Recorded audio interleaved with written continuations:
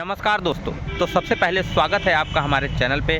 आज हम बताने वाले हैं कि अगर आप चित्रकूट घूमना चाहते हैं तो कैसे आप चित्रकूट घूमने जा सकते हैं, कौन कौन से प्रमुख जगह हैं घूमने वाले, कहां आप रुक सकते हैं और कुल कितना खर्च आपका आने वाला है। अगर पूरी जानकारी आपको चाहिए तो वीडियो में अंत तक बने रहें। चित्रकूट धाम जाने के लिए आप भारत के किसी भी बड़े शहर से ट्रेन के माध्यम से चित्रकूट धाम करवी रेलवे स्टेशन तक आ सकते हो और स्टेशन के बाहर आपको मात्र 20 से 30 रुपए में आप ऑटो के द्वारा रामघाट तक पहुंच सकते हो। रामघाट वही जगह है, इसी जगह पर प्रभु श्री राम जी के पावन चरण सबसे पहले पड़े थे और इसी रामघाट के किनारे पर ये पर्णकुटी आश्रम है। इसी जगह पर प्रभु श्री राम जी ने आज्ञा लेकर चित्रकूट के वनों में अपना जीवन व्यतीत करना शुरू किया था। इसी पवित्र रामघाट पर तुलसीदास जी चंदन घिस रहे थे, तभी स्वयं प्रभु श्री राम जी यहाँ पर बालक रूप लेकर प्रकट हुए थे और उन्होंने तुलसीदास जी का चंदन से तिलक भी किया था। लेकिन तुलसीदास जी प्रभु श्री राम जी को पहचान नहीं पाए। तब हनुमान जी ने तोते का रूप लेकर तुलसीदास जी के कान में कहा, चित्रकूट के घाट पर बही संतन की भीड़, तुलसीदास चंदन घिसे तिलक करे रघुवीर। इस तरह से हनुमान जी ने तुलसीदास की सहायता की थी। रामघाट के पास में आपको यह मध्य गजेंद्र नाथ शिव जी का मंदिर नजर आएगा।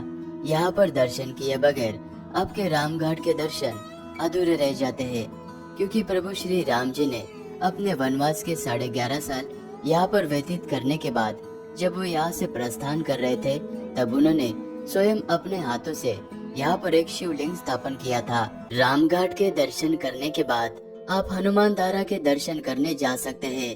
पहाड़ी के ऊपर जाने के लिए आपको लगभग 600 सीढ़ियाँ चढ़नी पड़ती है, या फिर आप यहाँ पर स्थित इस उड़न खटोले के द्वारा भी जा सकते हैं, जो कि सुबह से लेकर शाम तक चलता है और इसका टिकट 150 रुपए है और आप 150 में ऊपर जाना और नीचे आना दोनों इंक्लूड रहता है। रोपवे से उतरने के बाद कुछ कदम चलते ही आप हनुमान धारा मंदिर में पहुंच जाओगे। जानकी माता के आशीर्वाद से पवन पुत्र हनुमान जी यहाँ पर विराजमान है और माना जाता है कि लंका दहन करने के बाद पवन पुत्र हनुमान जी अपने पूंछ के अग्नि को शांत करने के लिए इसी जगह पर आए थे और प्रभु राम जी ने तीर चलाकर इसी जगह पर सरस्वती की धारा उत्पन्न की थी। हनुमान जी के इस मंदिर के गर्भगृह में सरस्वती की धारा उत्पन्न होती है और ये यहाँ से बाहर जाते हुए इस कुंड में जमा होती है और यहाँ से ये धारा कहाँ पर जाती है आज तक किसी को भी पता नहीं। हनुमान जी के दर्शन करने के बाद लगभग 50 सीढ़ियों से चलते हुए ऊपर आने के बाद आप सीता माता के रसोई तक पहुँच जाओगे। ये वही पावन जगह है।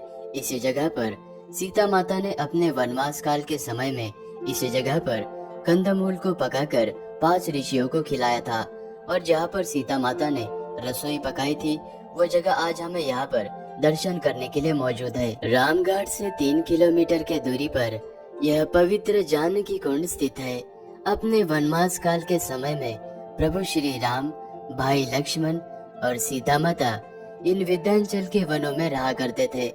तब सीता माता इसी जगह पर मंदाकिनी नदी के तट पर बने हुए इस प्राकृतिक जानकी कुंड में हर रोज स्नान किया करती थी और आज हमें उनके पावन चरणों के निशान यहाँ पर दिखाई देते हैं। और सीता माता जनक पुत्री होने के कारण उन्हें जानकी भी कहा जाता है और इस पावन जगह पर आप दर्शन जरूर करना। चित्रकूट में शाम के 5 बजते ही सभी भक्तगण रामघाट पर आते हैं और कुछ भक्तगण नौका विहार करते हुए मंदाकिनी नदी के तट पर लाइन से प्रतीक्षा करते हैं, क्योंकि शाम के 6 बजे रामघाट